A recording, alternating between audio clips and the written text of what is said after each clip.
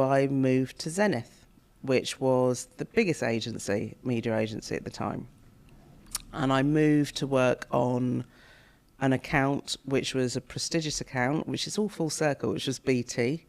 And I moved to work on that account because it was the only account that at the time Zenith had that was a planning account. Zenith was known for buying only, and this was their planning account. So it was really prestigious. And I went to become a senior manager. And I went because of a brilliant strategist, a legend, a guy called Andy Tilley, who, when I met at interview stage, I thought I'd learn loads from him. So I wanted to really learn more about the craft of planning and strategy. And he was brilliant. And then I got to Zenith, and at the time, and I'm sure it is not like this now at all, but at the time, that one prestigious account, there was a way that you had to do things. There was a way that you wrote documents. There was a way that you did a contact report. There was a way that you put presentations together. And it didn't allow me room for that creativity. It didn't allow me room to sort of feed in the bit that I thought I could be additive. Yeah. And it sort of tried to turn you into a clone. So if you worked on that account, there was a certain way of doing things. And it just didn't appeal. I felt trapped. I felt suffocated because I didn't feel as though I could be me. And I remember speaking to a friend who was working at another agency, and she was saying, "How's it going?" And I said, "I'm not enjoying it, but I'm going to stick it out. I've got to get a year on my CV at least before I move." Because at that time, you're thinking about how does it look so that, you can go on to the next thing.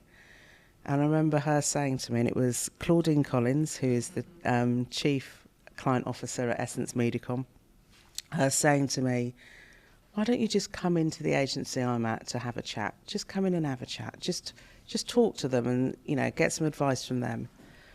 And I was like, "Well, I can't leave. I've got to stick it out." And she said, "Just come in and have a chat." And my going in and having a chat was 3 people interviewing me. It felt like a firing squad. It was not a chat. It was a full-on interview. So I hadn't rehearsed and prepared for that because I thought I was going in and having a chat. And actually what I saw, they were 3 very different people as well, which I loved.